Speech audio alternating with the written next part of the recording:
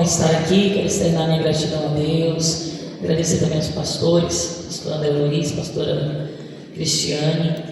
Esse casal, sem sombra de dúvida, é uma referência, né, para a glória de Deus. De vez em quando eu comento com meu esposo lá em casa, que a gente começa a ministrar em igrejas, né? A gente, infelizmente, nós estamos vivendo dias em que em muitos lugares há escassez da palavra, em outros há escassez de ouvintes. As pessoas querem todo tipo de entretenimento menos a palavra. E esses dias eu falei com minha esposa: amor, a gente vai pregar, a gente se prepara, prega para ministrar a palavra. A Samara está me acompanhando há alguns dias, ela sabe como é que é. Tem lugares que você chega, você é agendado 3 meses antes para pregar a palavra, você se prepara, você consagra. Quando chega lá, irmão, 10 minutos para você, tá bom. Já chegaram a me dar 5 minutos para pregar a palavra. Acha que é brincadeira? Tem dia que eu chego em casa e falo com meu esposo: amor, vou colar na pastora Cristiane e no pastor André Luiz. Vamos pregar para quem quer ouvir. Mas louvado seja Deus por essa igreja que ama a palavra. Aleluia. Quero agradecer a Deus pela vida da Samara. A Samara, essa é a original, viu, pastora Cristiane? Essa é Samara mesmo. Deus levantou a Samara para andar comigo. A Samara é a resposta de oração. A última vez que eu vim ministrar aqui, eu estava voltando para casa, cheguei, o Uber pediu para parar no posto de gasolina para estacionar. E dentro do carro eu falei com o Senhor: está difícil ir pregar em lugares distantes, voltar para casa com o Uber. Esses dias eu tive que ministrar no Novo Gama, chamei o Uber, eu não estava com óculos, não me enxergo bem. E o carro e a placa estavam certinho. Quando no meio do caminho eu percebi que o motorista não era da foto. Falei: agora deu bom para mim. Mas graças a Deus deu certo. E eu falei com o Senhor: não vai dar para fazer agenda para longe mais. Vou pegar aqui no Céu Azul, no Vale Paraíso, mas quando for distante não dá, porque sem companhia é difícil. No outro dia, a Samara aparece. Ela aparece e fala: Deus mandou eu te acompanhar. Então assim, Deus é Deus de detalhes.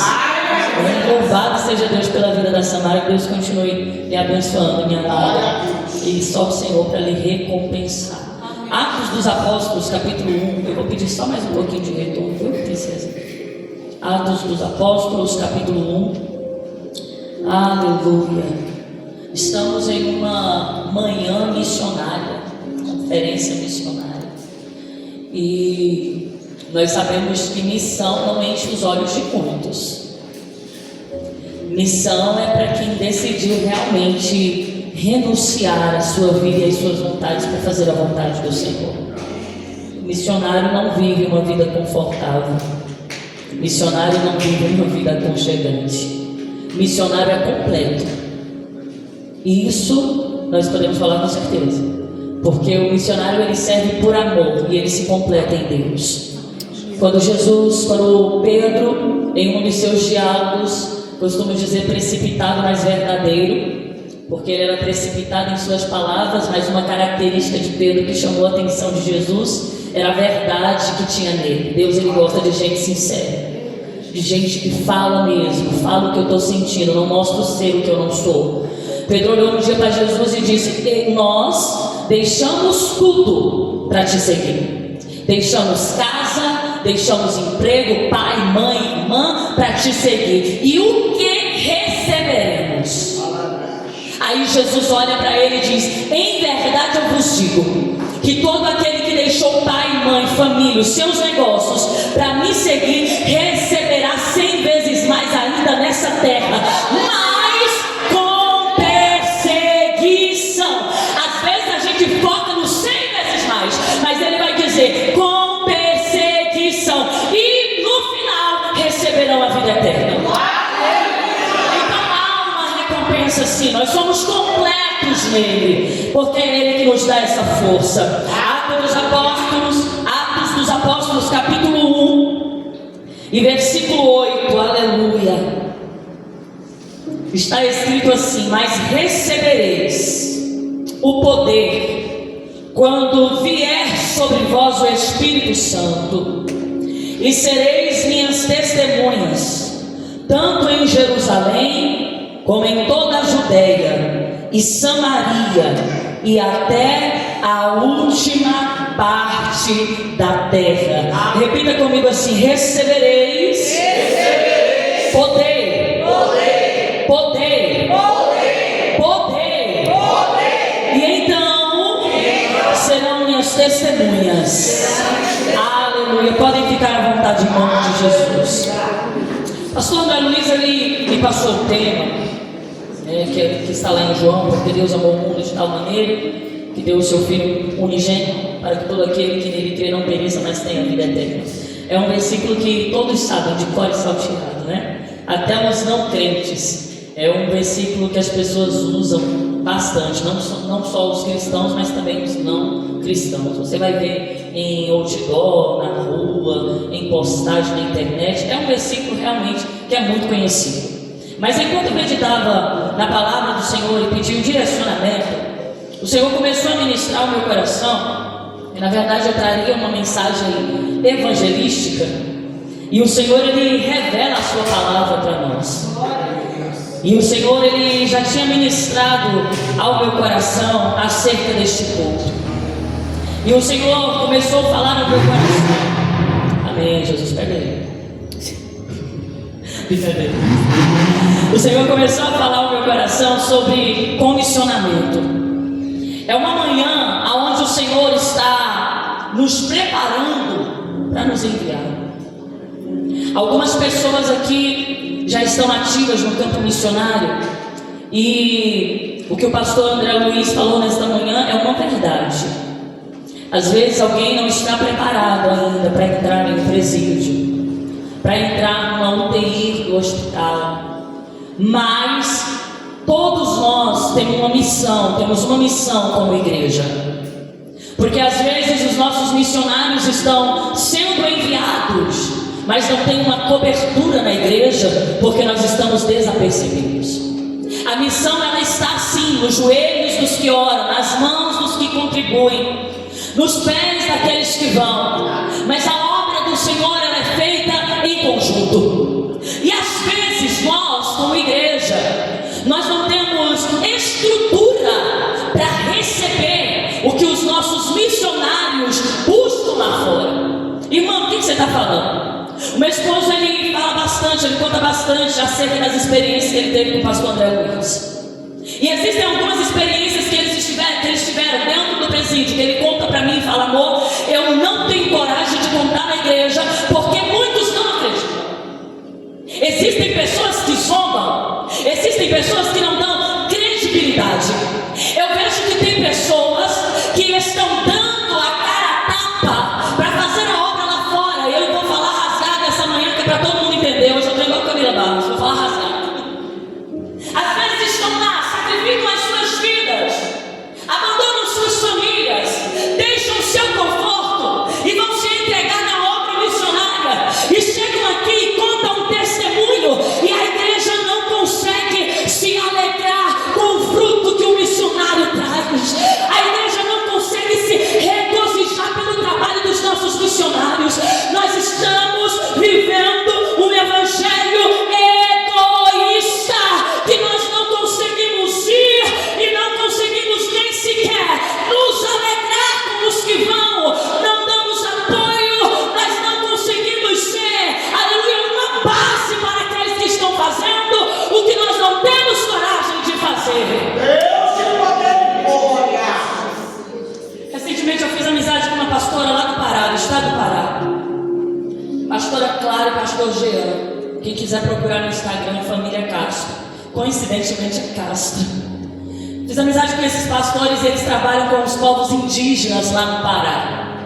E eu conversando com a pastora Clara, eu falei: pastor, eu tenho muita vontade de ir aí, vou me organizar para ir. Eu comecei a me organizar, e aí o Espírito Santo começou a ministrar no meu coração que aquilo que eu ia fazer, você me deu umas camisetas para ajudar para ir para essa viagem, e o Senhor começou a ministrar no meu coração: o dinheiro que você arrecadar, você envia para eles. Eu ia gastar um absurdo de viagem, ia chegar de mãos vazias? Não, eu pegava o dinheiro enviado para ajudá-los.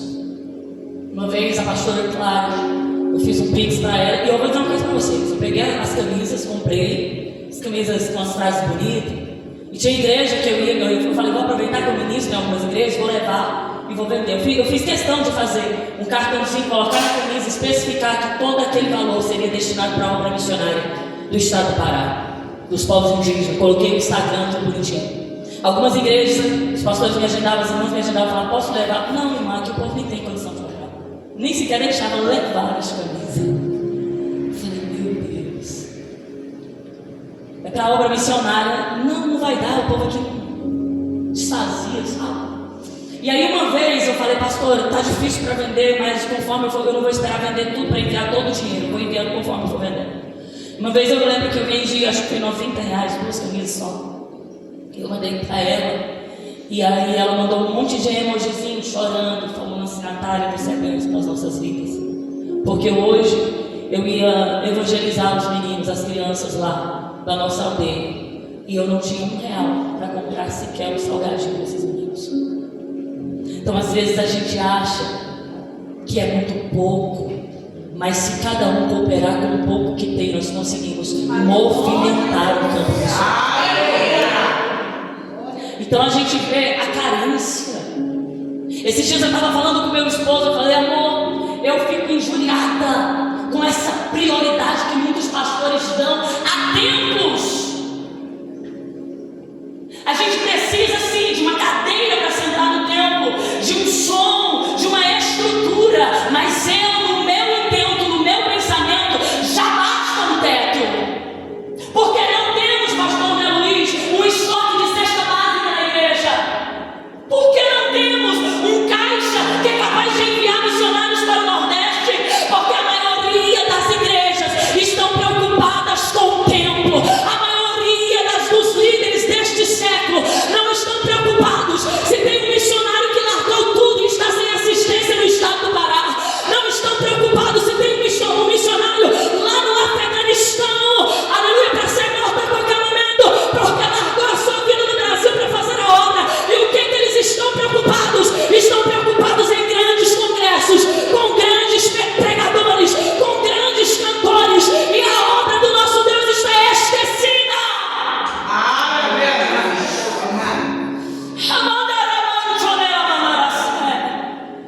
A igreja virou um centro de comercialização. A igreja parece às vezes que está preocupado em enviar artistas para o mundo e não missionários para os campos que estão tão sedentos e escassos de pessoas. Jesus disse, a seara é grande, mas são poucos os ceifeiros. Mas ore para que meu Pai envie ceifeiros. Mas a igreja que é a base, que deveria orar. A igreja não está preocupada com os ceifeiros. A igreja, na maioria das vezes, está preocupada com a quantidade de seguidores que tem no Instagram. E quantas pessoas estão falando da popularidade da sua igreja, do seu ministério. E quando eu olho para Jesus, para os apóstolos, para os discípulos que ele escolheu para andar com ele, eu não vejo Jesus chegando e escolhendo alguém por ser famosinho. Eu não vejo Jesus chegando e escolhendo alguém porque é inteligente. Eu vejo Jesus chegando para homens iletrados, pescadores, homens que não eram vistos na sociedade como alguém de destaque, como alguém de nome, como alguém de renome. Mas ele chega e diz, segue-me. Ele escolheu homens simples, homens humildes, homens que a sociedade não escolheria para ser os seus discípulos, para andar com ele, para que fossem ensinados por ele, para dar continuidade àquilo que ele iniciou. Jesus, ele passa por todo o seu ministério aqui na terra, ele cumpre a sua missão. Ele se entrega por amor às nossas vidas, por amor de toda a humanidade, para que tivéssemos acesso a Deus, porque não tínhamos. O pecado já tinha feito uma separação absurda, e somente o sangue de um inocente, de um puro, poderia de fato nos remir do pecado que havia sobre nós. O pecado que nos sentenciou à morte, o pecado que nos sentenciou ao inferno, o pecado que nos afastou de Deus. Destituídos estávamos da glória de Deus. Não havia nada de bom em nós, mas Jesus se entregou para nos dar vida. Só que Jesus, ele cumpre a sua missão na terra seu ministério, ele forma discípulos, homens que, como eu já disse, comuns. O Senhor, ele escolhe pessoas comuns. O Senhor trabalha com gente de verdade. Nós vivemos em uma época que, infelizmente, dentro das igrejas, são muitos pré-requisitos para alguém servir, pastor. Esses dias eu estava conversando com meu esposo. Eu acho que eu até contei isso em alguma ministração, não sei se a Samara vai lembrar, não sei se ela já estava comigo. Acho que não, foi uma ministração lá no campo do congresso. Eu vim de um tempo, de uma época, velha. Eu vim de uma época em que a irmãzinha cantava com aquela voz de... A unção de Deus caiu. Tinha a presença de Deus. Aí o profeta, ousado igual a pastora Beth, chegava nessa irmã. Eu vi isso em muitas tardes da bênção lá no céu azul. A irmã cantava e você ficava assim, ó, de tão abençoadinha que era a voz dele. Mas a irmã tinha oração, tinha vida com Deus. Aí o profeta chamava, ó, Deus está mandando vir aqui, vem aqui. Chegava lá, abre a boca, pegava óleo ungido, fazia a irmã tomar óleo ungido e fala: Deus está tocando as suas cordas vocais hoje. Eu já vi isso. Deus está tocando e Deus vai restaurar. Deus está tocando e vai cantar diferente. Na outra parte da bênção, a mulher parecia que tinha uma trombeta na garganta. Sabe o que isso aí é? Deus. Nós vivemos em uma época em que muitos pastores, você precisa ser para ser escolhido, mas o critério de Deus não é isso. O critério de Deus é não ser, porque Ele te forma, Ele te molda, Ele te usa, Ele te faz ser o que Ele deseja que você seja. Nós vivemos em um tempo que as igrejas estão vazias da presença de Deus, porque é muita gente que está sendo moldada como marionete, é muita gente que está sendo formada com base e com técnica. Eu quero te dizer uma coisa: lá no mundo o sucesso depende da base e da técnica, mas aqui na Ramanchoderacé, no meio do povo de Deus, a prosperidade, a bênção, a unção depende de uma vida de comunhão, de renúncia, para que enfim tenhamos uma vida cheia da presença de Deus. Glória a Deus. São altares gigantes, igrejas enormes, vozes brilhantes e nada de unção, nada de presença. Remandarás. Se dias eu falei para essa Samara, as igrejas que eu mais gosto de pregação são pequenininhas.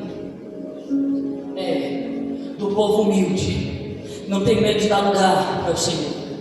Não tem medo de adorar, não tem medo de glorificar. Você vai pregar num templo grande, você falta é morrer. Esses dias eu fui pregar numa igreja lá no Valparaíso. Não, eu ia falar um nome, está repreendido, língua grande. Eu olhei para o pastor, eu estava pregando, dando a minha vida. Eu olhei para o pastor presidente, eu estava assim. Falei, vai fazer igual eu. Pensei na hora. Falei, para cair na cadeira e acontecer uma tragédia daqui para aí.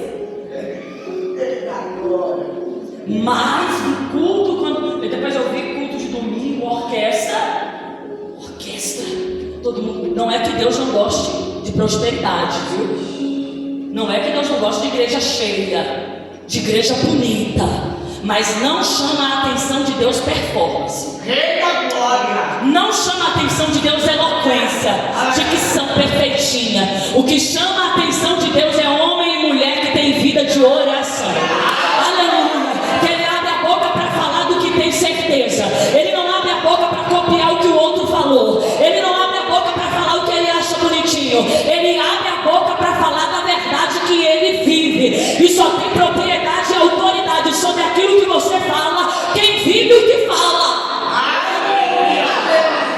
Pastor André Luiz tem propriedade para falar de missão. Glória. E ele pode dizer os pontos positivos e os pontos negativos.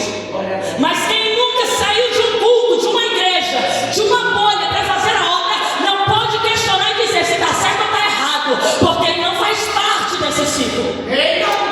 Se o meu ciclo é um culto rotineiro, se o meu ciclo é entregar para Deus 1h30 de culto de maneira irreverente, porque a maioria não entrega de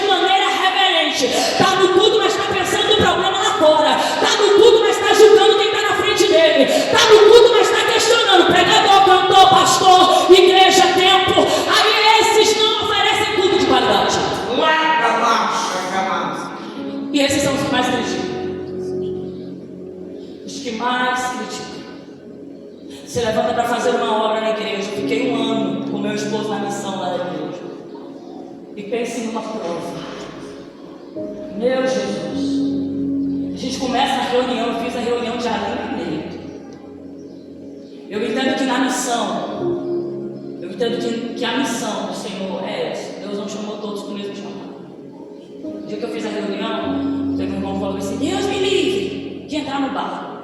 Eu falei: meu Deus, por quê? Não, eu tenho um trauma. Porque eu vim na cachaça, né? Eu falei: meu Deus, irmão, deixa eu falar uma coisa para você. Deus, Ele te usa justamente no lugar onde Ele te tirou. Porque você tem propriedade, sabedoria e entendimento do que é ser uma alcoólatra. Como que eu vou falar o que é o vício do álcool sem nunca ter bebido? É o teu testemunho que vai fortalecer essas vidas. Só que a gente tem que ser sábio, né? E aí eu fui sondando as pessoas para ver quem tinha o dom para hospital. Eu sou muito coração mole para o hospital. Para ver quem tinha interesse de asilo e tal. Fiz aquela reunião de alinhamento. Mas tudo a gente tem que levar com sabedoria. Eu falei: irmão, a gente vai fazer o evangelismo na rua? O irmão faz, o irmão decidiu, né? Mas vamos, a gente fez um evangelismo na rua. E aí a gente fez uma encenação, a gente levava placas. Levei até o coitado do irmão lá, vestido de Jesus, taquei uma cruz nas costas dele. E aí a gente gosta de pegar em 3 vezes, né? Que é para ficar. E aí o irmão ficou por ali na praça, a gente começou a entrar nos bares, pregando e tal. 5 minutos eu me distraio, eu olhei, quando eu olho, tá o irmão lá, já abraçado com um bêbado. Hoje ele não tem dificuldade nenhuma para entrar no bar. Eu falei: irmã, naquele dia Jesus me pegou bem na curva. O bêbado foi atrás dele. Bêbado foi atrás dele. Falou: tu tem uma palavra para mim que eu sei, vem cá. O chamado, ele vai te puxar. De um jeito ou de outro, ele vai te puxar. Eu lembro da pastora Maria Zimete. A pastora Maria Zimete morria de medo de presídio, porque ela tinha medo de rebelião. E o que Deus fez com a pastora Zimete para entrar no presídio? Colocou o filho dela. Irmã, você está falando isso? Porque Deus sempre vai criar uma situação para te levar ao local do teu chamado. Sempre. Ele vai te conduzir ao teu chamado de alguma forma. De alguma maneira você vai chegar a ele. Os discípulos estavam todos perdidos ainda. Estavam todos esperando Jesus destruir os romanos e o Império Romano. Estavam esperando o Jesus justiceiro. Jesus já tinha morrido, já tinha ressuscitado.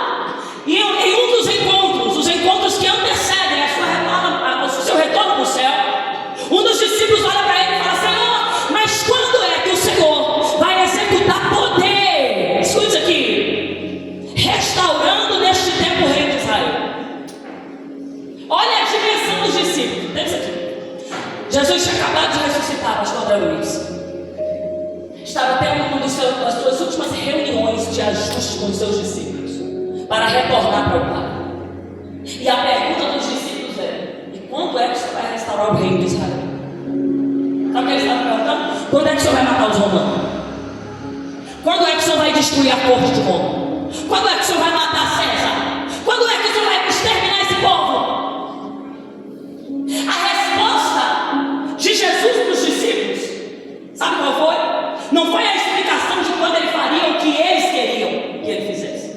A resposta de Jesus foi: não pertence a vocês saber o tempo ou as estações que o Pai estabeleceu pelo seu próprio poder. Não é dar conta de vocês. Aí Jesus vai continuar: mas ficai em Jerusalém e recebereis poder. Recebereis o Espírito Santo.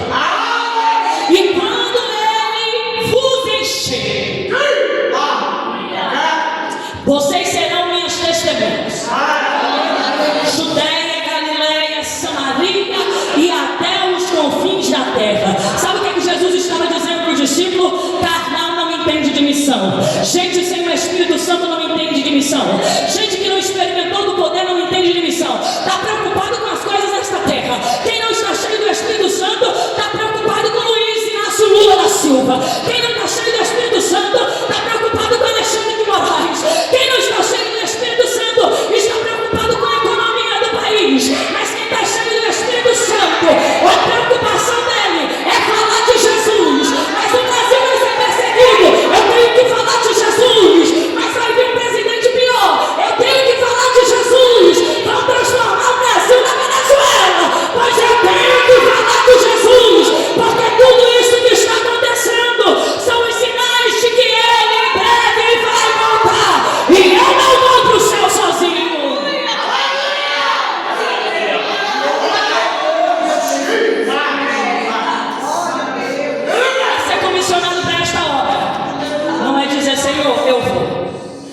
disposto a obedecer, a pagar o preço para ser cheio. Gente vazia da presença de Deus não faz nada. Não tem autoridade sobre nada. Tem, pastor Luiz? Gente, sem a presença de Deus não expulsa o demônio. Gente, sem a presença de Deus não tem autoridade sobre os enfermos. Gente, sem a presença de Deus é vazio, é frio e indiferente com a dor do outro. Jesus sabia que não adiantava explicar para os carnais. Pense nos meninos que deram trabalho. Eu poderia focar só em Pedro. Pedro, quem eu sou? O Senhor é o Messias, o Filho de Deus, o esperado. Ele é bem-aventurado em você, Jonas. Porque não foi carne nem sangue que te revelou.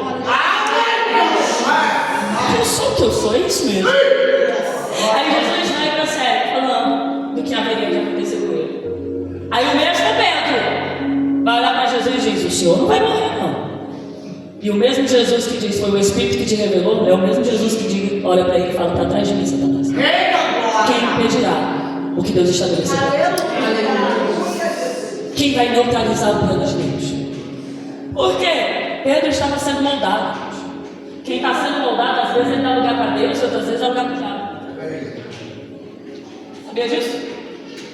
Ai, mas eu sou não entendi. Se você não vigiar, você dá lugar para o diabo. E dependendo da brecha que você abrir, o Espírito Santo vai bater. A maior legalidade que nós estamos dando para o inimigo é essa neutralidade. A igreja, eu falo para a igreja de modo geral, a igreja está vivendo uma neutralidade, uma frieza sem igual. Eu fico inconformada, pastor André Luiz, porque a gente vê que hoje em dia as igrejas são movimentadas por congresso. Lá na igreja mesmo, eu gosto de falar, onde eu estou, de onde eu vim. A gente tem domínio sobre o que a gente vive para falar. A pastora fica admirada. Ela contrata 100 camisas para os membros da igreja. Na véspera do congresso, sobe para 200 a quantidade de uniforme. Os crentes brotam, pastor Elizabeth. É crente pulando, é crente rodando, é crente profetizando, sapateando, é crente chorando. Quando passa o congresso, só uma vez por ano. Que é isso? O poder que Jesus prometeu aos discípulos não é um poder que te motiva a pular, a sapatear. Não menosprezando, porque eu sou pentecostal. E a gente, quando está cheio da presença de Deus, não tem nada que segura a gente mesmo, não. Só que a maior prova de alguém que está cheio da presença de Deus é os frutos que ele gera quando sai da igreja. É o testemunho que ele dá quando ele sai daquelas portas para fora. É a vida que ele leva longe de um culto, longe de um congresso. É a disposição que ele tem para estar no EBD. É a disposição que ele tem para estar no culto de oração. É a disposição que ele tem para servir. A disposição que ele tem para ser útil para o reino. Isso prova o quanto de Deus tem nele. Nós vivemos em um tempo em que estão se levantando pregadores do tipo do que o pastor André Luiz falou. Não tire foto, que eu tenho direito de imagem. Não chegue perto de mim. Tem agenda? Tenho que ver. Nem te responde mais. Há alguns anos atrás, hoje está pior. Eu tive o desprazer de entrar em contato com o pastor para pregar a palavra. Eu estava na pastora Remédio ainda, no congresso de jovens. Mas não vamos chamar o fulano, porque o fulano é besta. Não vamos botar o jogo daqui. Não, mas é porque ele é... Não, ele batiza com o Espírito Santo, ele é cristão. Não é Jesus, não é Deus que dá essa dádiva, não? As pessoas dificultam tudo, né, pastor? Tem contato conosco. Você pode pregar aqui no Céu Azul. Tem quantos membros na sua igreja? Eu já não tenho muita paciência. Na época era Facebook. Já não respondi, bloqueei. Falei, vai, fazer o que fazer, rapaz. Tem quantos membros na sua igreja? O meu Jesus, ele não vai por quantidade, não. Aleluia. Jesus saía da casa sem multidão. A multidão era atraída pelo que ele carregava. Jesus não saía fazendo divulgação do que ele faria, não. As pessoas espalhavam o que acontecia através dele. E através do que as pessoas levavam, elas vinham até Jesus. Jesus disse: não, vocês permaneçam em Jerusalém, para que vocês recebam poder. Sabe o que ele está me dizendo agora? Não adianta falar do propósito que eu tenho para vocês, porque vocês não têm capacidade de entender, porque ainda são carnais. E Pedro então mais afoito, e eu amo os afoitos. Eles então retornam. Eles têm o privilégio de ver Jesus subir até ser encoberto pelas nuvens. E até os anjos aparecerem e dizer: ó, por que vocês estão olhando assim? Porque esse mesmo homem, esse mesmo Jesus que vocês estão vendo subir, ele voltará comigo. Quando eles terminam de ver a assunção de Cristo aos céus, eles retornam, eles sobem à sala superior, ao cenário. Reúne-se os discípulos ali. Os discípulos se reúnem para o quê? Pode falar, para quê? Orar. Eles ficam no lugar onde Jesus havia determinado. Obediência e submissão. Não existe comissionamento nenhum sem obediência. Eu desconfio de gente que não tem referência. E eu sempre gosto de contar as experiências, porque eu já vi muita coisa. Aparecia, não sei se o pastor André Luiz já viu isso aí, em Rio de Janeiro, parecia umas bênçãos do Rio de Janeiro. Eles tinham que pregar em todas as igrejas da cidade, era a mesma história. Se você fosse nas 10 igrejas, era a mesma palavra. Eu não sou contra ato profético, mas eu nunca vi meu Jesus vender garrafa ungida de água. Quer orar na água, ora, mas dá água de graça. Que negócio é esse de comprar água? E lá no Céu Azul, eu não sei aqui em Luciana, mas no Céu Azul tinha muito disso. O pastor Getúlio esses dias contou uma experiência para eu, fiquei indignado, irmão. A gente precisando de pagar o aluguel, precisava de R$100. Não, R$50 para completar o aluguel. Ninguém levantou a mão. No outro dia eu fui para uma conferência, levei toda a igreja. O abençoado do obreiro comprou uma caneta por R$100. E eu já vi muitos desses itinerantes. Você não sabe quem é o pastor, não sabe quem ungiu, não sabe de qual igreja é. Coloca no altar. Ai, Deus está mandando 10 pessoas para dar R$100. 10 pessoas para dar 200, 3 para dar 1.000. Quando terminava o culto, estava lá a mesa repleta de dinheiro dos fiéis. E eu não vou dar colher de chá para os crentes. Porque não oferta na igreja, não abençoa o seu ministério, não coopera com 1 quilo de feijão para ajudar na cesta básica, mas se vir itinerante de fora, ele dá o que não tem em volta. E você acha que esse dinheiro vai para a igreja? É 70% dele e 30% para a igreja. O que é isso, gente? Eu estou falando do que eu vi. Daquele dia em diante o negócio ficou diferente. Porque eu era novinho, mas já estava lendo Bíblia. E às vezes a gente não tem tanta relevância para questionar. Mas eu cheguei em casa e eu falei para Deus: isso não está certo. E eu sei que não está.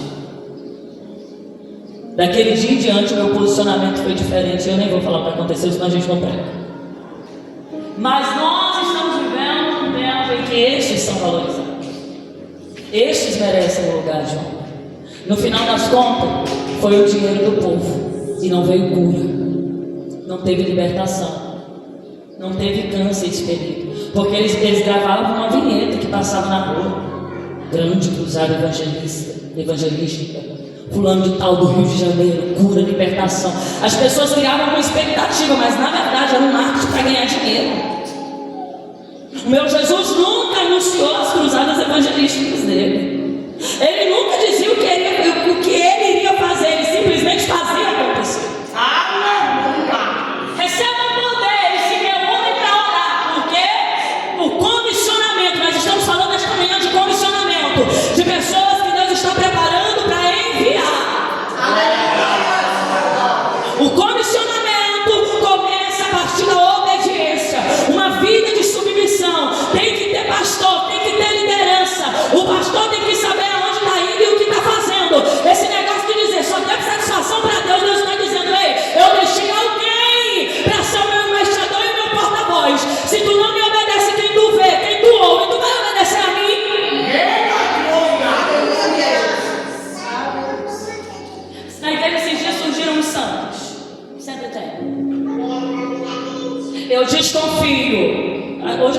crente? Acho que sim. Mas eu desconfio desses crentes que vivem muito tempo em monte e não tem aonde congregar. É monte, é 7 dias, 15 dias. Tem pastor? Não tem. Vai no culto de oração da igreja? Não vou. Vai no culto de ensino? Também não. Vai no culto de domingo? Nunca tá. Culto de Santa Ceia? Foge. Graças a Deus. Examine se o homem é assim mesmo. Monte. Ah, o pastor não me dá oportunidade. Pastor, é porque eu sou profeta e eu não estou tendo espaço para pregar. Como que dá oportunidade para uma criatura que o pastor nunca viu no EVD, nunca viu no culto de oração, nunca está no culto, só vai no culto no dia que quer uma oportunidade, e no dia que o coitado do pastor dá uma chance, faz a igreja quase toda desviar, porque só fala assim.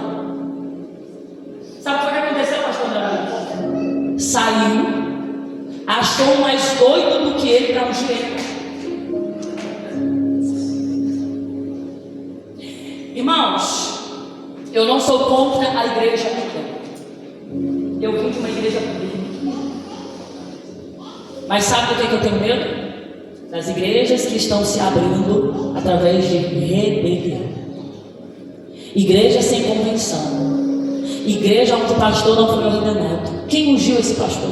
Está lá. Você acha que não tem um monte de gente indo? Tem. Não sabe a procedência da criatura. Aí a pessoa que ungiu falou: não, vou te ungir a pastor para tu se fortalecer.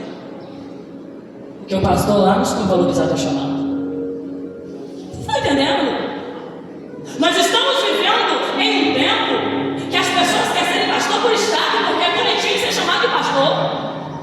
Mas enquanto isso, os verdadeiros pastores estão sofrendo, porque um verdadeiro pastor, um verdadeiro missionário, evangelista, ele faz do seu chamado até o último momento da sua vida, porque o chamado pesa. É maravilhoso servir, é gratificante, mas pesa. Oh, aleluia! Os discípulos se reúnem então para orar. Estão todos orando. Quase 120 pessoas reunidas naquela sala.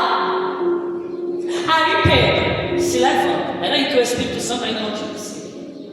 Mas Pedro se levanta porque ele entende que as coisas têm que começar da maneira correta. Tem coisas que não andam.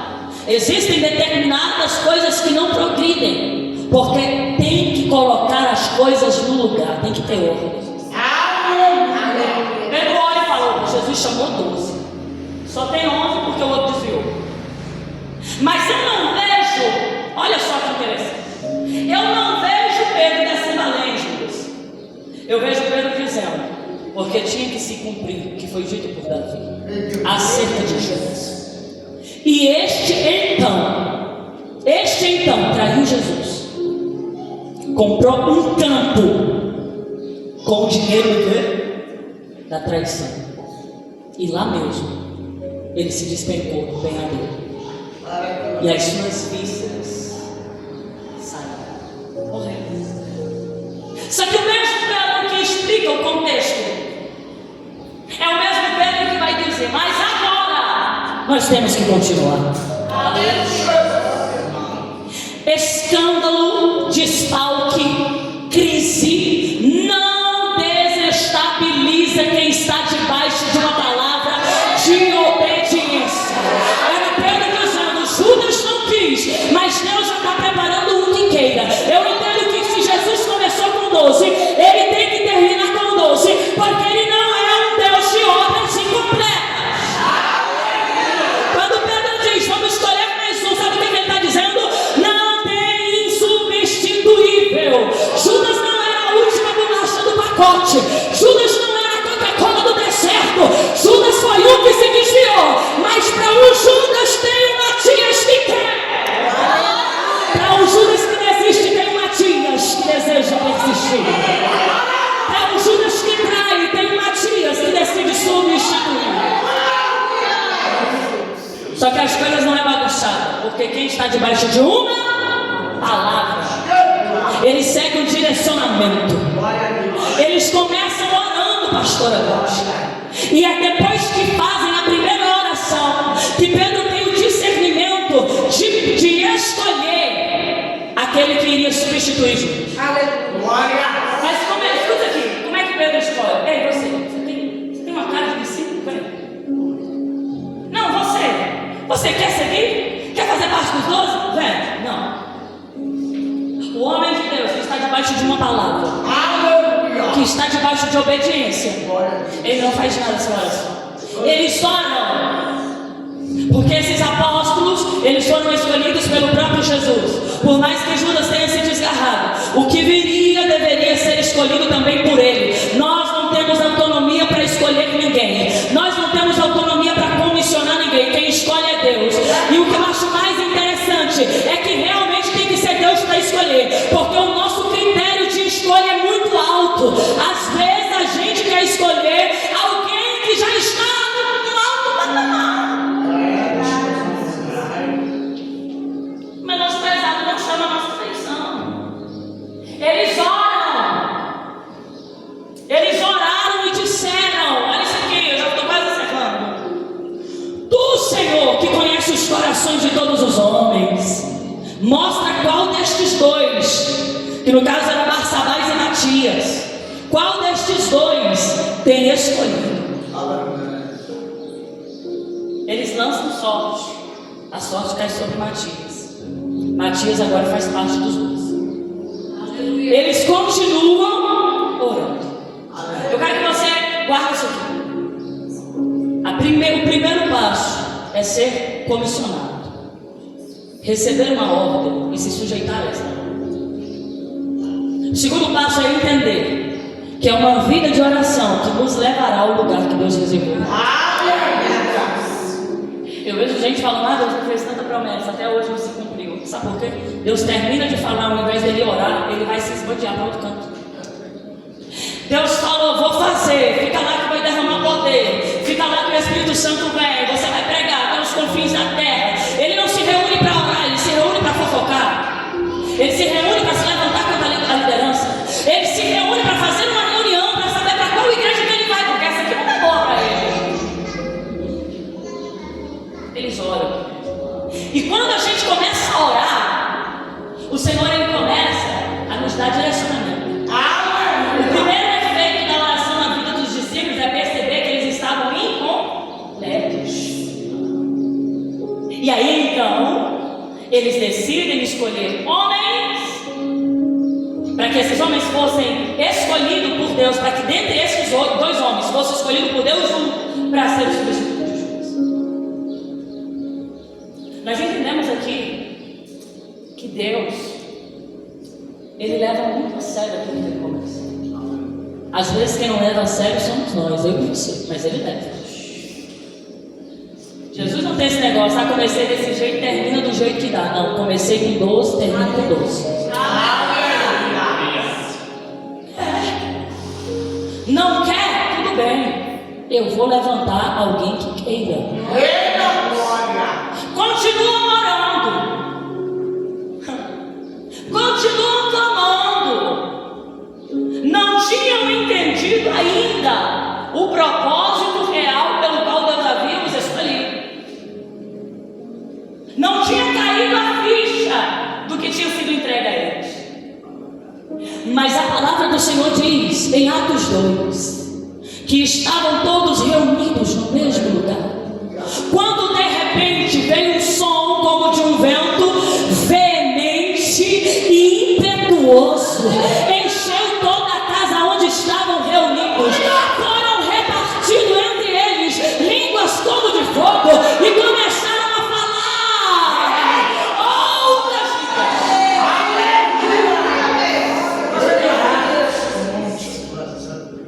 Porque aqui, pastor André Luiz, a gente entende para que o Espírito Santo vem. Por que ele nos enche? Vamos. Não eram línguas estranhas.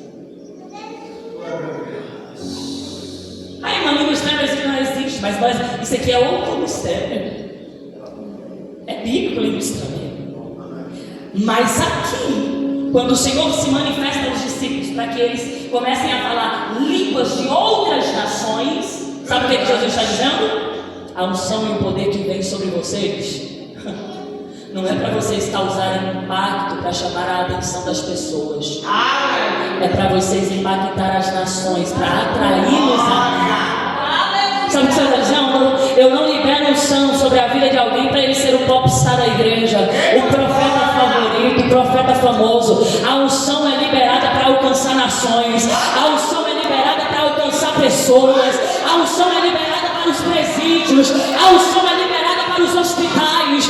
A unção é liberada para o orfanato. A unção é liberada para o asilo. A unção é liberada para você entrar no prostíbulo, na boca de fumo, nos lugares inacessíveis, aonde alguém sem a unção de Deus jamais entraria para fazer algo bom. Aleluia. Glórias. Do lado de fora, eles escutam um estrondo. Quem que escuta? Os que estavam fora. Escuta isso aqui. Os que estão lá fora começam a questionar. Estão bêbados. O que foi aquilo? Barulho? Povo estranho, com os movimentos estranhos, com a gritaria estranha. Alguém vai dizer: ei, mas esses homens aí, eles não são galileus? Estavam no período da festa dos Pentecostes. Sabe o que significa? Muitas nações reunidas, povos distantes. Era uma convenção internacional. Tinha o coreano, o russo, o mexicano, o venezuelano, o italiano, trazendo para os dias de hoje para entender. Aí tinha os galileus, os pescadores, alguns iletrados, porque foram assim que falaram de Pedro, ignorantes. Aí alguém questiona: mas esses homens são galileus, como que conseguem falar na nossa própria língua e nós entendemos o que eles dizem? Bilíngue, sem nunca ter feito uma faculdade de inglês. Fluente em uma língua que não foram ensinados. Fluentes em uma língua em que não entraram em uma escola para aprender. Talvez você não entendeu ainda, mas quando Deus ele chama alguém, é Ele que capacita. Eu já vi, talvez você não acredita, mas eu conheço, inclusive, com a pastora Flávia, que ela organizou meu casamento. Ela contou um testemunho que uma vez ela foi enviada para a Venezuela para fazer a obra lá, e ela foi enviada para os povos indígenas, e ela mal sabia falar o português. Entregaram para ela uma Bíblia na língua deles. Ela leu na língua deles, pregou na língua deles, sem nunca ter feito uma faculdade, uma aula de espanhol.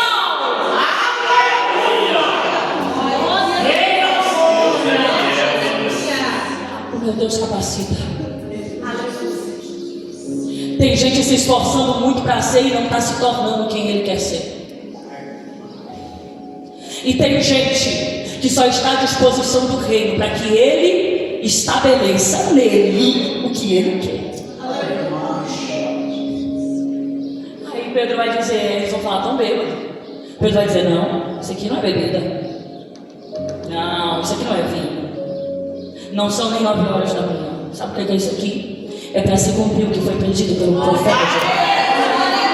Eis que derramarei o meu espírito sobre toda a carne. Ele começa a pregar. O que Pedro começa a fazer agora? Pregar. Esse homem, se você for ler o livro de o livro de Atos é perfeito. Eu amo esse livro. Se você ler o capítulo 2, o capítulo 3, você vai até o final, porque você vai se apaixonar por essas histórias. Principalmente o missionário ama isso aqui. A primeira pregação de Pedro, ele foi falando desde o início de toda a Torá, com muita excelência, com muita excelência, com muito cuidado, com muita cautela e com muita sabedoria. Ele foi falando, pregando, anunciando. Oh, aleluia! Esse Pedro aqui não está preocupado, pastor André Luiz, se Jesus vai mandar destruir os romanos ou não. A preocupação deste Pedro é pregar. A palavra do Senhor diz que depois de ter pregado, o coração daqueles que o ouviam se compungiram. E eles começaram a dizer: o que faremos? O que faremos para receber esta graça? O que faremos para receber esta palavra? Ei, meu querido,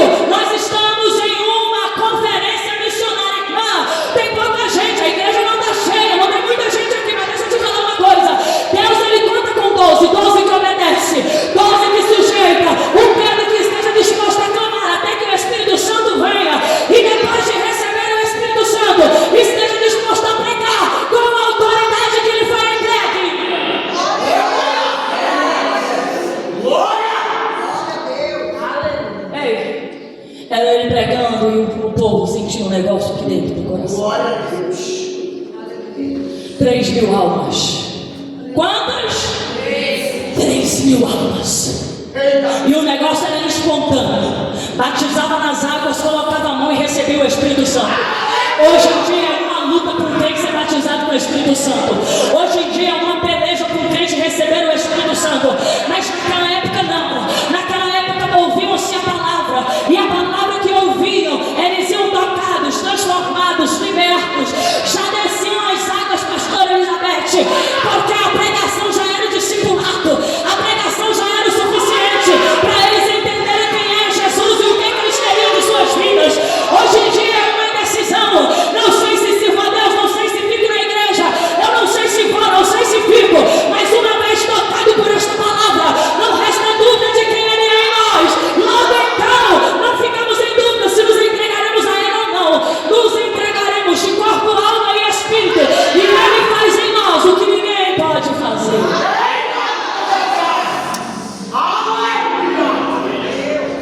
3.000 almas.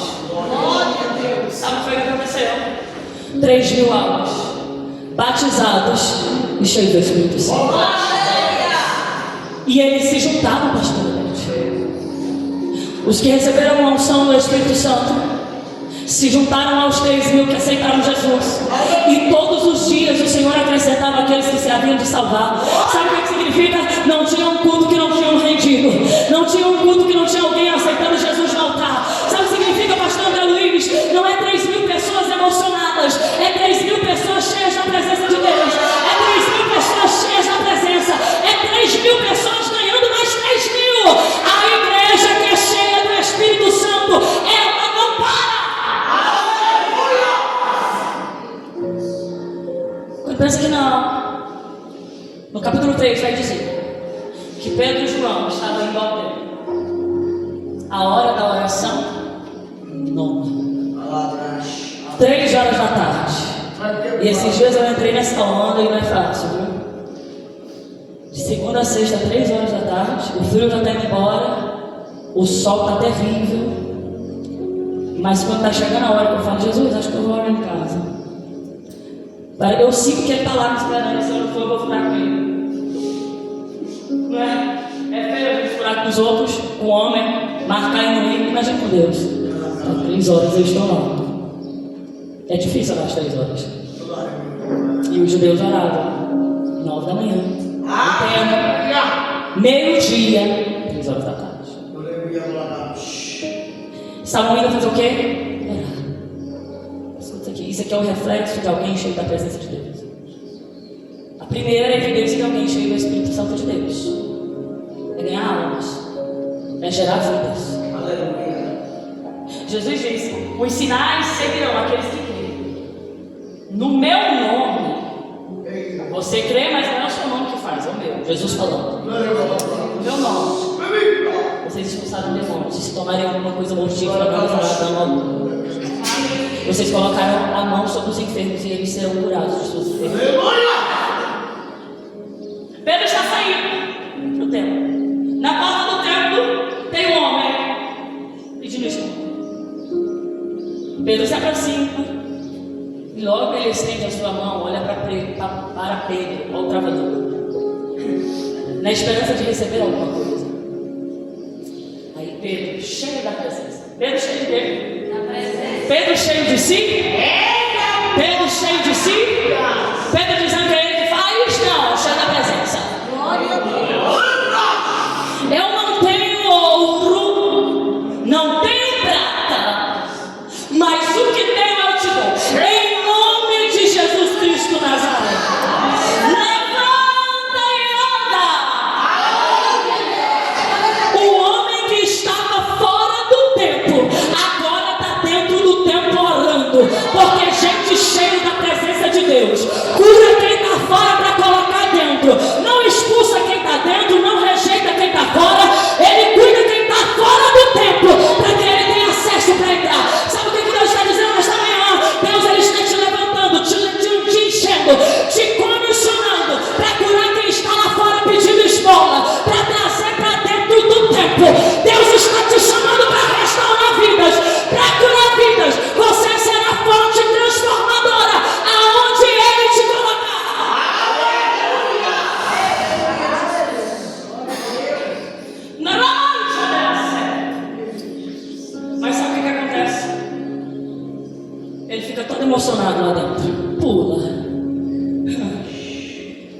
incomoda os grandão, os estudiosos, os sacerdotes, os fariseus. Quem foi que curou você? Esse alvoroço aqui todo por quê? Aí vão chamar quem? Pedro e João.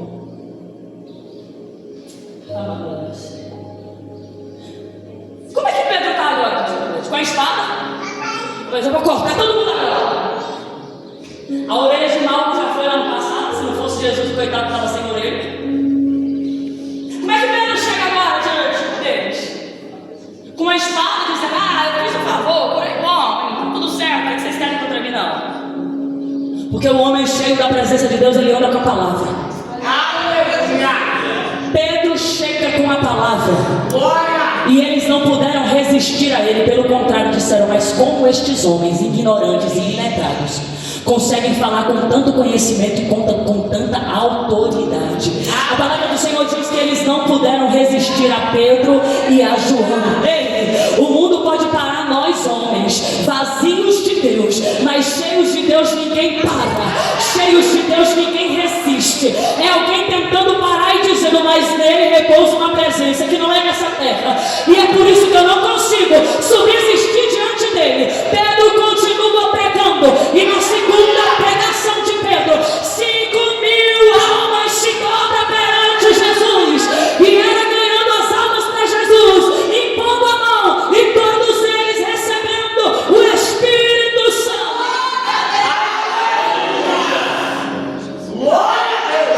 Hoje em dia é uma luta para a gente ganhar um. Meu Deus. E eu passei um período que era uma luta para ganhar, e eu ganhava para Jesus. Eu virava as costas. E dois abençoados da igreja, acho que até contei com essa Mara essa experiência. Uma luta que só para ganhar uma menina que estava depressiva, na época que a gente estava na igreja de Marajó. Ganhei essa menina para Jesus a muito custo. E aí a gente tinha que ir para o céu azul, vinha nos cultos, mas voltava para o céu azul. Na época eu fui me aventurar com o pastor. Já não quis. Eu pulei e falei baixo, ele manda só. Aí, ganhando essas meninas, ganhei essa menina para Jesus. Estava uma bênção na igreja. Fui ao culto, a menina não estava. Fiquei para ela e falei: não vou. O que aconteceu? Não, é porque a esposa do obreiro me chamou e falou que eu não posso rapar a perna. Não, irmão, pode rir, isso aqui é de rir e chorar ao mesmo tempo. E falou para tirar meu brinco e... Falei: como é que é, meu irmão? E eu fui questionar e falar: como é que é isso aqui? A gente fala como superior, é claro. Como é que é? A gente ganha uma alma para Jesus, sofre para ganhar essa alma. A menina já estava tentando tirar a vida. Para alguém expulsar a alma por causa de um costume que ele aprendeu, não sei por quem, que uma mulher de perto do cabelo defende mais. Brincadeira da parte, mas não é uma coisa muito boba. Eu respeito a doutrina de toda a igreja, respeito os costumes. Esses dias a irmã me chamou para pregar no congresso. Irmã, é o seguinte: o meu pastor, aqui ele não autoriza ninguém pintar a unha e nem usar maquiagem. Fui parecendo um Gasparzinho, branca, amarela, sem sal. Alguém olhou para mim e falou assim: pois eu não iria. Como é que é? Eu não posso abrir mão desse esmalte aqui, de uma maquiagem de batom, para pregar a palavra, meu Deus? Eu respeito os costumes. Agora, eu também sou a favor de uma coisa. Mas se você está num lugar onde o costume te oprime, seja direcionado a outra igreja que prega a palavra. Posso falar isso aqui, pastor? Vá para um lugar que prega a palavra e fique lá. Só não largue Jesus por causa de alguém que queria impor sobre você um costume que é pesado para você. E eu falei o seguinte: mas se você não quer, se você não gosta, tudo bem, glória a Deus, aleluia. Mas não impõe sobre o outro. Falei para o superior, falei: não, eu não aceito. A gente vê uma pessoa que tanto custa jogar ele fora por causa de uma besteira, de uma bobagem. Deus pede isso. O obreiro continuou fazendo a mesma coisa. Hoje, além de ter desviado tanto, está desviado também. Me assusta esse povo que quer rapar a santidade mais. Eu sou a favor da mulher de Deus se vestir bem com modéstia. Igreja não é lugar de sensualidade. Mas a mulher de Deus, ela tem que andar alinhada assim. E ela tem que se sentir bem. E aí? Vai perdendo o povo por besteira.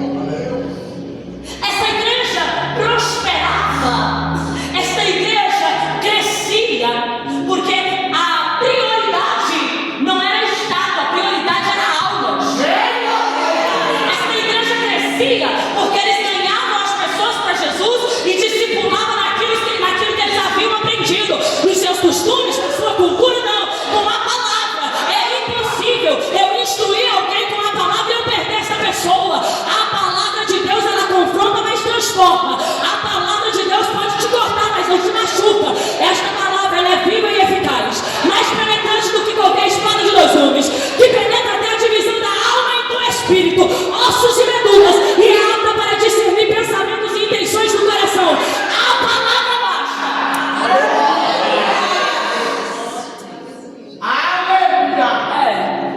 O evangelho foi se espalhando.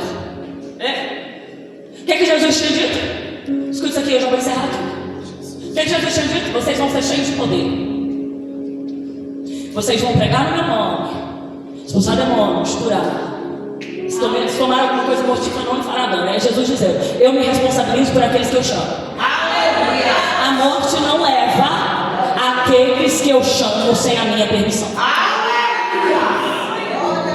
Continuaram pregando, espalhando o evangelho. Só que na medida que a igreja cresce, a perseguição aumenta. O que Jesus disse? Que eles seriam levados da Judeia, Galileia, Samaria e até os outros. Às vezes, quando a gente recebe uma profecia de ser enviado às nações, eu acho que eu já até citei isso aqui, a gente imagina logo o passaporte, o avião, primeira classe, claro. Chegar numa cidade e ser recebido como rei, né? Mas não foi assim nos dias dos discípulos.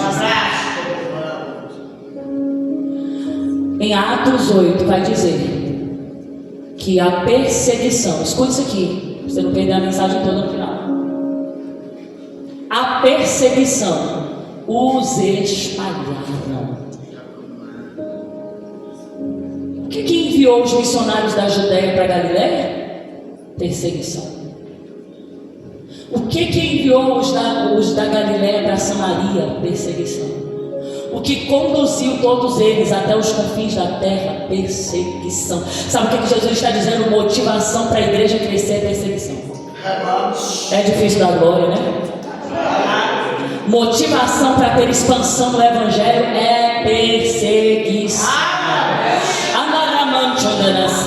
Com certeza tinha alguém que estava na Judeia e dizia assim: ó, Deus me livre de pregar lá na Samaria.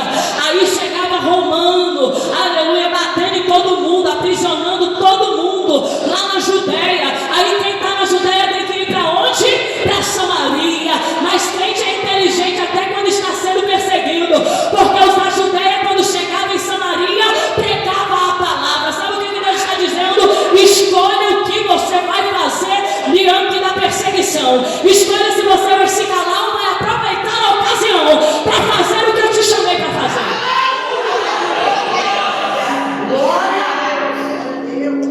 O Espírito Santo ele impulsiona, mas primeiro ele prepara. Crente perseguido sem o Espírito Santo é fim de carreira. Mas crente perseguido, cheio do Espírito Santo, ele sabe que vale a pena cada luta. Ele sabe que vale a pena cada sofrimento. O Senhor está nos preparando para as nações, para as cidades, para os bairros. Oh, aleluia! Deus eterno, Deus santo, eu entendo que algumas pessoas Deus vai levantar aqui em Lusiane, vai permanecer aqui, mas outras pessoas Deus vai enviar para outros lugares. Esses dias eu levantei um questionamento com uma pessoa. Ela falou assim: tem tanta obra aqui no céu azul, tem gente que é arrogante. Você vai me dar uma coisa, tanta obra aqui no céu azul. E o povo implica, até eu olho com a bandeira do Brasil. Com a oração, a Samara viu, né, Samara? Quem não vê, né? Bandeira Brasil, Israel e o leão, assim. Aí tem gente que não tem o que fazer, eles jogam direto até na bandeira.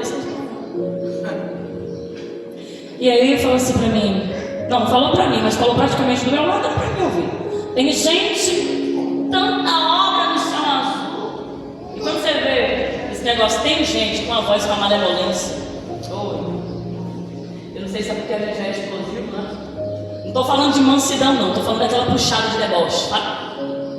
E aí o Pedro, que de vez em quando quer ressuscitar dentro da gente, ele fica... Tanta obra no céu azul. E tem gente que vai para a África. Tanta obra no céu azul. Tem gente querendo ir para Moçambique. Aí eu pensei duas vezes. Falei, não. E tanta gente aqui no céu azul que não tem coragem de fazer no céu azul. E critica quem está indo para Moçambique. Não tem coragem de fazer aqui, vai fazer em outro lugar? Deus, Ele sabe que tem pessoas que têm coragem de ir até os confins da terra. Mas tem gente que não tem coragem de ir nem na esquina. E o que vai acontecer, irmão? Deus, Ele vai começar a te usar até onde você vai. Ah, mas eu não quero. Deus, Ele vai te impulsionar a fazer isso. É impossível ter o Espírito Santo de Deus e não ter o desejo de ganhar almas para Jesus. Nós íamos fazer o evangelismo, e eu costumo dizer, já vou encerrar aqui, falo muito, né? Acho que já até passou da hora que a irmã me concedeu, mas eu vou falar porque a gente está falando sobre missão. Evangelismo, a gente aprendeu que é pegar 100 panfletos e sair por aí. Jesus te ama, Jesus te ama, Jesus te ama. É um método que eu acho bacana. Só que vira uma competição do evangelismo. Vocês já tiveram alguma experiência dessa? Tem gente que corre para entregar e chega para o pastor e fala, entreguei tudo. Vira uma competição de quem entrega mais panfleto, irmãos. Uma infantilidade que se quer. E aí esses dias eu estava conversando com a pessoa e falei assim, olha, eu acho mais viável você sair para o evangelismo e ficar 1 hora conversando com a pessoa, ouvindo ela, ministrando para ela e ganhar ela para Jesus, do que você entregar panfleto sem olhar no rosto da pessoa. Tem gente que vai dobrar aquilo e vai jogar fora. E chegar em casa e você só entregou o panfleto. Mas irmão, Deus age, irmãos, eu conheço testemunho de pessoas que foram transformadas através da entrega de um panfleto, que foram libertas porque elas leram a mensagem. Mas vai ter momento que a pessoa ela não vai ler aquela mensagem. Nós precisamos dar atenção dessas pessoas. Nós precisamos mudar alguns métodos para que seja eficaz. Às vezes é um desespero, quando na verdade naquele evangelismo tem uma pessoa que Deus ele já marcou um encontro entre ela e você, para que você seja boca de Deus na vida dela. Mas nós estamos tão acelerados que nós deixamos passar. A experiência que eu tive foi quando eu entrei no bar e eu fui entregar para a moça o panfleto. E na hora que eu entreguei o panfleto, que eu ia sair, ela agarrou na minha mão. Aí ela falou assim, você tem 1 minuto para mim? Tem pessoas que elas precisam receber de nós atenção, e é o mínimo que nós podemos oferecer. Nós precisamos nos importar com as vidas. Não sair do foco da mensagem. A prioridade era fazer a vontade de Deus e alcançar vidas. Aleluia. Nós paramos na nossa casa e não priorizamos vidas, o nosso propósito não está se cumprindo como é para ser. Nós não estamos cumprindo o propósito como é para ser. A igreja cresceu, expandiu com perseguição. O evangelho só chegou até nós porque um dia alguém morreu por este evangelho. Então que nesta manhã nós venhamos entender que todos nós fomos comissionados. Todos nós temos uma missão. Tem um chamado dentro de nós. Nós temos que respeitar aquilo que repousa sobre a nossa vida e respeitar a palavra de Deus que está sobre nós. Nós não precisamos extrapolar. Nós não precisamos ir além do limite. Nós só precisamos estar sujeitos à vontade de Deus. Tem gente aqui que Deus vai usar você primeiro dentro da tua casa. Você primeiro vai ganhar os seus. E eu conheço pessoas que foi fazer a obra de Deus fora, ganhando outras famílias. E enquanto eles faziam a obra de Deus, Deus levanta outras pessoas para ganhar o deles. Aleluia. Isso não é via de regra, mas cada um Deus trabalha de uma forma. Mas sabe o que é o importante? É você não parar. O importante é você se movimentar fazendo a vontade de Deus. O ministério do pastor André Luiz, pastora Cristiane, pastora Beth ali. Tem gente que não tem estrutura mesmo para presídio. Não tem. Mas eu tenho muita vontade. Falei, o senhor não estava aqui quando eu falei, mas eu falei para o Tiago esses dias. Eu estou cansado desse povo dar 5 minutos para a gente pregar, pastor. Falei, eu vou colar no pastor André Luiz e na pastora Cristiane. Ninguém vai parar nós mais não. Porque lá no presídio eles gostam de ouvir, não gostam? Mas a gente tem pessoas aqui que teu ministério é no hospital. Tem pessoas aqui que teu ministério é no bairro. Jovens, adolescentes. Se levantem como voz profética para esta geração. Você pode começar um ponto evangelístico no intervalo da escola. Eu lembro na minha época era muito difícil. difícil você ver na escola um adolescente que não se envergonhava do evangelho, mas tinham poucos. Pegava o violão e na hora do intervalo ia para o pátio, começava a louvar, as jovens começavam a aglomerar, alguns começavam a chorar, a obra de Deus era feita.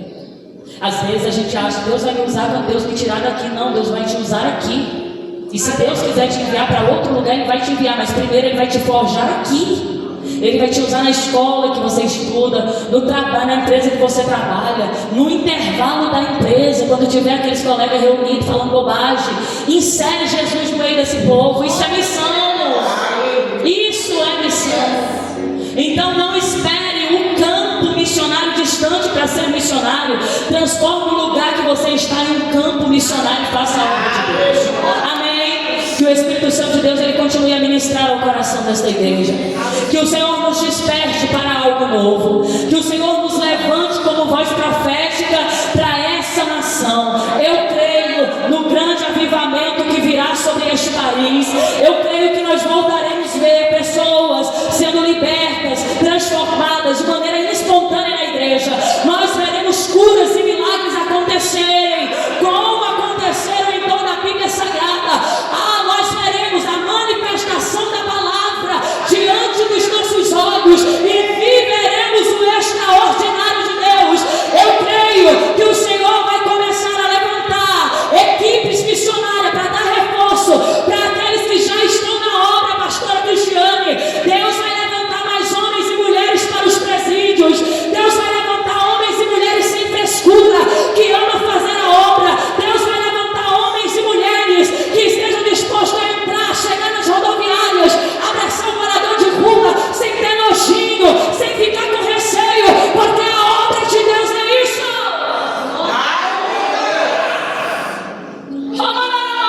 É por isso que tem que ter amor. A gente, pela misericórdia de Deus, a gente faz às vezes a obra na rodoviária e vai nos crentes, irmão, que dá vontade de mandar entrar no carro e ir embora. Veio um morador de rua conversar com a irmã botou a blusa assim. Eu falei, não acredito que eu desse não.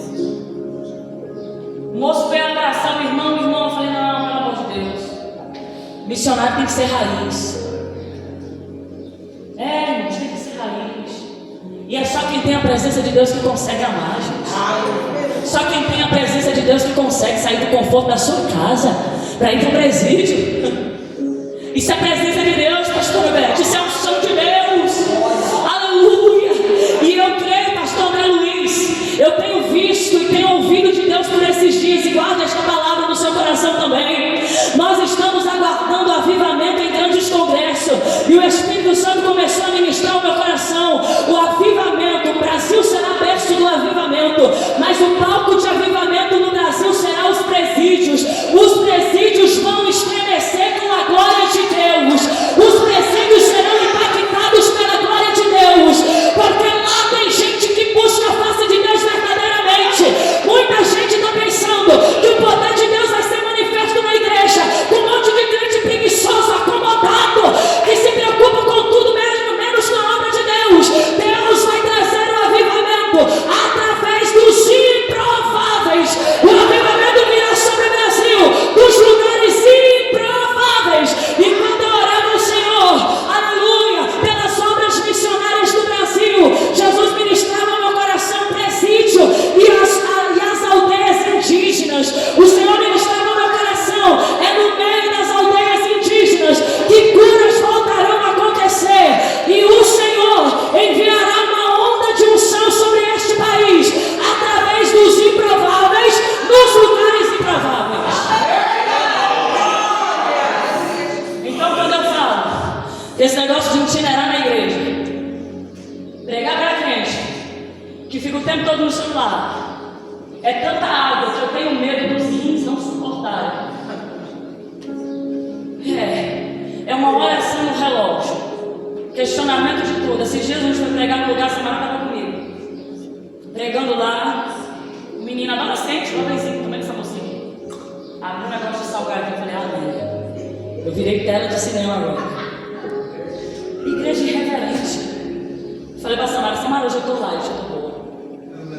Porque no dia que eu não estou, meu filho, eu guardo esse salgadinho. Vai ter problema aqui entre nós. Como, pastor André Luiz? Uma igreja irreverente, desligada de Deus, será palco de avivamento, será altar de avivamento, será fonte de avivamento. Uma igreja que não ora, que não busca, que não se submete, que não está debaixo de uma obediência pastoral. Como que envia um missionário desse? O que essa pessoa tem para oferecer? Nada. Mas nos lugares improváveis, aonde pessoas improváveis estão, é que saem as mais sinceras orações. E é por isso que vai ter crente doidinho para entrar no presídio, porque a unção que vai manifestar lá não vai ser liberada em qualquer lugar. É por isso que vai ter gente desesperada para ir para o Nordeste, porque vai começar a chegar na capital, que uma onda de poder está invadindo o Nordeste. Mas sabe por quê? Tem alguém orando e pagando o preço lá, tem alguém buscando lá. E se nós quisermos este poder, vamos buscar também, porque Jesus está voltando. E uma coisa eu tenho certeza: gente vazio também não sobe, porque se não tem de Deus, como que mora com Deus? Se não tem de Deus, como que habita, aleluia, com Deus? Se não tem de Deus, o que é que eu quero no céu? Então nos despertemos enquanto é tempo. E de tudo que eu falei nesta manhã, eu guardo isso. Eu preciso estar debaixo de uma palavra.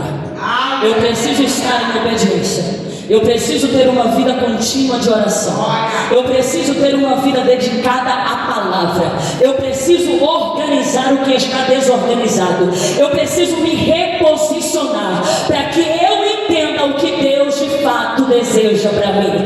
Diga para o Senhor nas minhas orações, a frase que eu mais repito é: Senhor, me torna útil para o teu reino. Me torna útil para o teu reino. E no dia que eu não puder alcançar alguém aqui nesta terra com a tua palavra, no dia que eu não for útil para o reino, no dia que eu não puder abençoar uma vida, o Senhor pode me levar daqui, porque eu não sirvo para mais nada. Mas se nós não servimos para servir e acrescentar no reino, nós estamos fazendo o que aqui? Então vamos nos levantar enquanto é tempo. Cada um do seu jeito, com o seu chamado. Mas se tem um chamado que é universal, é o da palavra. Esse negócio, eu não tenho dom da palavra. Ide por todo mundo e pregai o evangelho a toda criatura. Alguns não têm a desenvoltura da pregação. Alguns não conseguem se expressar assim em público com muitas pessoas. Mas a palavra, você pode levar ela no Instagram. Sabia disso? No Instagram. Um vídeo, um texto, no trabalho. Eu vou dar uma dica aqui, eu já entrego aqui.